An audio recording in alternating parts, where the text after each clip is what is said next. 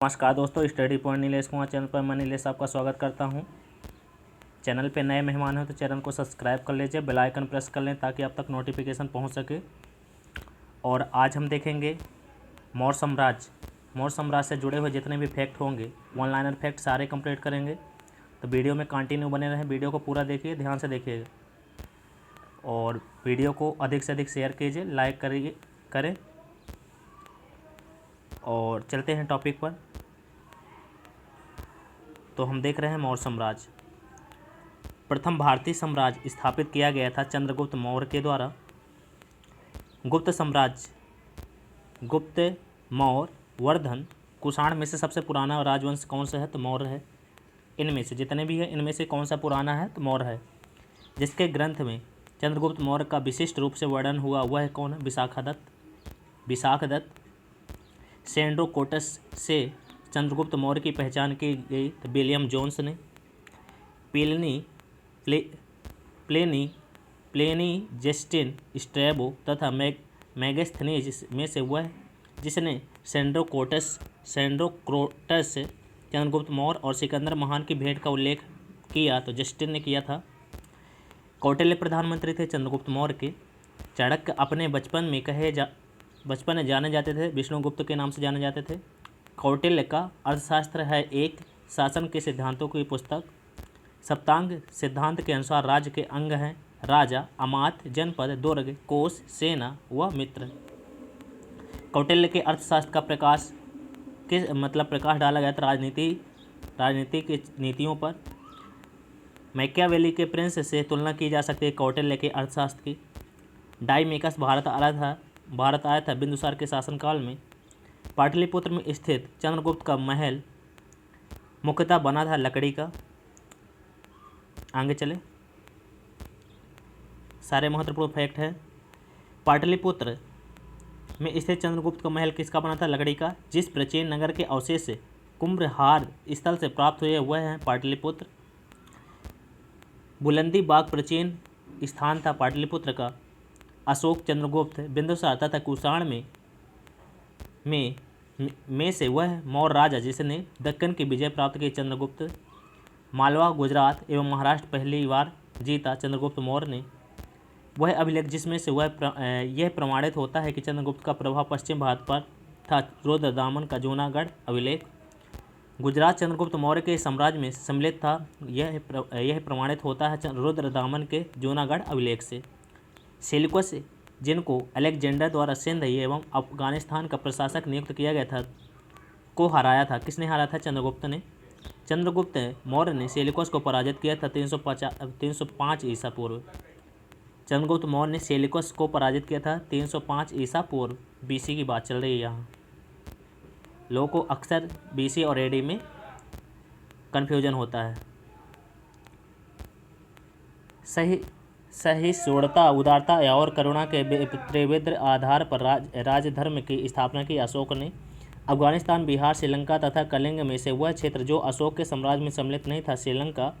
अशोक के तृतीय मुख्य शिलालेख है द्वितीय मुख्य शिलालेख नामा मुख्य शिलालेख। प्रथम स्तंभ लेख में से वह जिसमें दक्षिण भारतीय राज्यों को उल्लेख मिला द्वितीय मुख्य शिलालेख में मिला। भारत के प्रथम अस्पताल व औषधि बाग का निर्माण करवाया था अशोक ने करवाया था।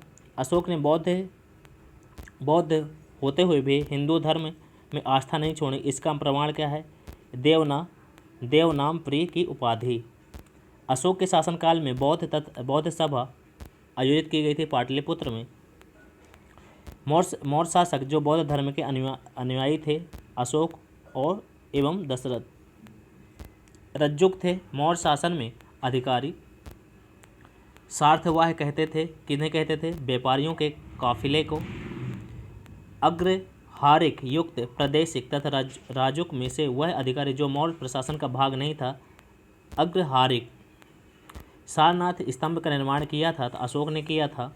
सर्वश्रेष्ठ स्तूप मानते हैं सर्वश्रेष्ठ स्तूप मानते हैं किसको? सांची को। सांची के स्तूप बनवाया था, किसने बनवाया था? अशोक ने बनवाया था। आगे चले,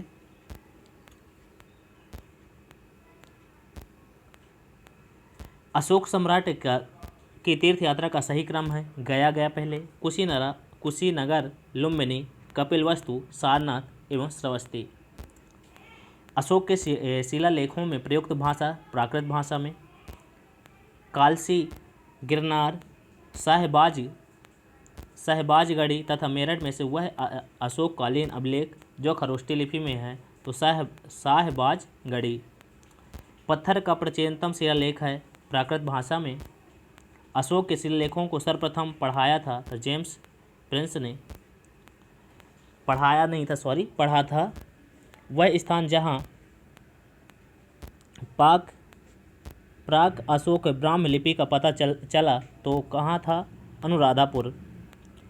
प्राचीन भारत में ब्राह्मी, नंदनागरी, शारदा तथा खरोष्टी में से वह एक लिपि जो दाईं ओर से बाईं ओर लिखी जाती थी खरोष्टी। अशोक का अपने शिलालेखों में समानता जिस नाम से उल्लेख हुआ वह है प्रियदर्शी। अशोक के प्रशस्तर स्तंभों के संदर्भ में सत्य कथन है। इन पर बढ़िया पॉलिश है। ये अखंड है। स्तंभों का सैफ्ट सुडांकर है। मास्की, गुर्जरा, नेटर एवं उडे गोलन में से वह एक अभिलेख जिसमें से अशोक के व्यक्तिगत नाम का उल्लेख मिलता है मास्की में। अशोक का रोमेनदेई स्तंभ संबंधित है बुद्ध के जन्म से। गुर्जरा लघु शिलालेख जिसमें से अशोक का नामों उल्लेख किया गया है तो स्थित है मध्य प्रदेश के दतिया जिले में। केवल वह स्तंभ जिसमें से अशोक ने स्वयं को मगध का सम्राट बताया है भाब्रू स्तंभ में। आगे चले। कालसी प्रसिद्ध है अशोक के शिलालेख के कारण। उत्तराखंड में सम्राट अशोक के शिलालेखों की एक प्रति मिली है जिसे कालसी में। कलिंग युद्ध के विजय तथा क्षतियों का वर्णन अशोक के जिस शिलालेख में है वह है शिलालेख 13 में। 13वां शिलालेख है जिसमें से युद्ध के बारे में कलिंग युद्ध का वर्णन मिलेगा आपको। अशोक का पूर्ण रूप धार्मिक सहिष्णुता के प्रति समर्पित अभिलेख है तो किस में है? तो 12वें अभिलेख में है। अशोक के जो प्रमुख शिलालेखक और संगम राज्य के विषय में हमें बताते हैं उनमें से उल्लेखित है तो कौन से अभिलेख हैं? दूसरा और 13वां शिलालेख। चोल, पांड्य, सत्यपुत्र तथा सातवाहन में से दक्षिण राज्य जिसका उल्लेख अशोक के अभिलेखों में नहीं है तो सातवाहन का नहीं है। अशोक वह अभिलेख जिसमें से पारंपरिक अवसरों पर पशुबलि पर रोक लगाई गई। ऐसा लगता है कि यह पाबंदी पशुओं के वध पर थी। शिलालेख, पहले शिलालेख की बात की गई है। टॉलमी फिलाडेल्फस तोरमे जिसके साथ अशोक के राज्य नए संबंध थे किसका था? मिस्र शासक का संबंध था। आगे चलें। चोल, गुप्त, मौर्य तथा पल्लव में से वह राजवंश जिसके शासकों के सुदूर देशों जैसे सीरिया एवं मिस्र के साथ राजकीय संबंध थे मौर्य। प्राचीन भारतीय अभिलेखों में से वह एक खाद्यान्न जिसे देश के संकट काल के उपयोग हेतु सुरक्षित रखने के बारे में प्राचीनतम शाही आदेश हैं तो 100 गौरा ताम अभिलेख। अब चल रहे कथन क्या बोल रहा है? तो अशोक ने कलिंग के मौर्य साम्राज्य को में जोड़ लिया था। अशोक ने कलिंग को मौर्य साम्राज्य में जोड़ लिया था। रीजन क्या बोल रहा है? तो कलिंग दक्षिण भारत को जाने वाले स्थलीय एवं समुद्री मार्गों में नियंत्रित करता था। ए और आर दोनों सही है। आर ए का सही स्पष्टीकरण है। ये दोनों ही सही हैं और आर जो है ए का सही स्पष्टीकरण कर रहा है। कथन क्या है? मौर्यकालीन शासकों में धार्मिक आधार पर भू अनुदान नहीं दिया था। रीजन क्या बोला? भू अनुदान के विरुद्ध कृषकों ने विद्रोह किया। तो ए सही है परंतु आर गलत है। मौर्य काल में टैक्स को छुपाने चोरी के लिए दिया जाता था, मृत्युदंड दिया जाता था।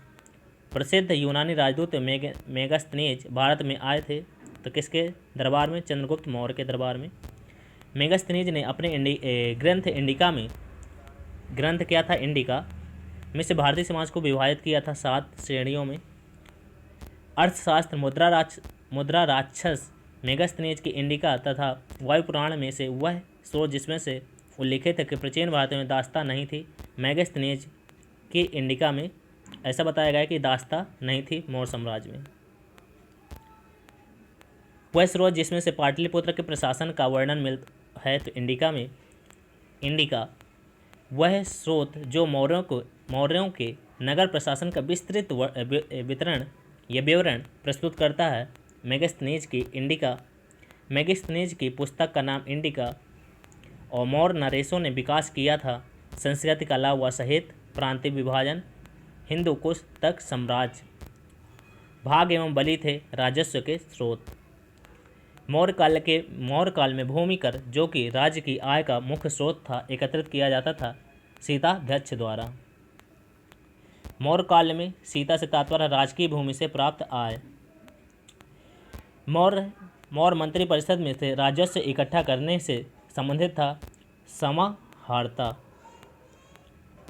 मौर्य युगीन अधिकारी जो तौल माप का प्रभारी था पौतवाध्यक्ष। पंकोद कस निरोधे मौर्य प्रशासन द्वारा लिया जाने वाला जुर्माना था सड़क पर कीचड़ फैलाने पर। मौर्य काल में शिक्षा का सर्वाधिक प्रसिद्ध केंद्र था तक्षशिला। सारे ये महत्वपूर्ण फैक्ट हैं। कौटिल्य के अर्थशास्त्र के अनुसार मौर्यकालीन न्याय व्यवस्था में से न्यायालय अस्तित्व में था। धर्मस्थी एवं कंटक शोधन। वर्तमान नगरपालिका प्रशासन का यह है कार्य मौर्य काल से जारी है। जन्म एवं मृत्यु का पंजीकरण। भारत के सांस्कृतिक इतिहास के संदर्भ में इतिवृत्तों राजवंशी इतिहासों तथा वीर गाथाओं का कंठस्थ करना व्यवसाय था मगध एवं सूत वर्गों का। गांव के शासन को स्वायत्तशासी पंचायतों के माध्यम से संचालित करने की व्यवस्था का सूत्रपात किया था मौर्यों ने। प्राचीन भारत का ग्रंथ जिसमें से पति द्वारा परित्यक्त पत्नी के लिए विवाह विच्छेद की अनुमति दी गई अर्थशास्त्र। जातक मनुस्मृति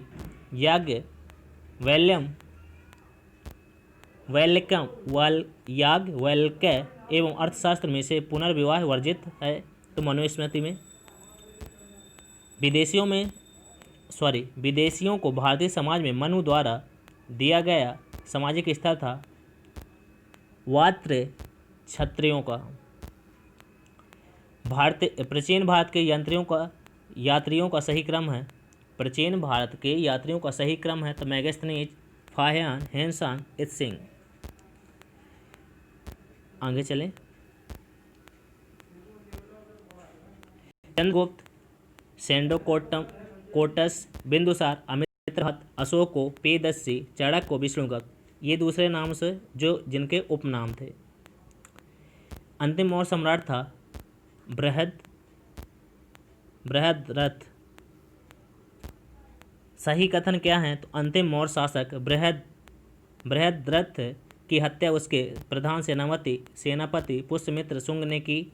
अंतिम शुंग राजा देवभूति की हत्या उसके ब्राह्मण मंत्री वसुदेव कन्यौ ने की और उसने राज सिंहासन हथिया लिया। आंध्र ने कंडव राजवंश के अंतिम शासक को पद वंचित किया था। ईस्वी सन के पूर्व की कुछ शताब्दियों में गिरनार क्षेत्र में जल संसाधन व्यवस्था की ओर ध्यान दिया चंद्रगुप्त मौर्य और शासक ने। जल की आवश्यकता को ध्यान में रखते हुए जिस प्रथम शासक ने गिरनार क्षेत्र एक झील का निर्माण करवाया था चंद्रगुप्त मौर्य ने। अब देख लेते हैं। लोथल एंशिएंट डॉकयार्ड था। Sarnath first sermon of Buddha. Sarnath lion capital of Ashok.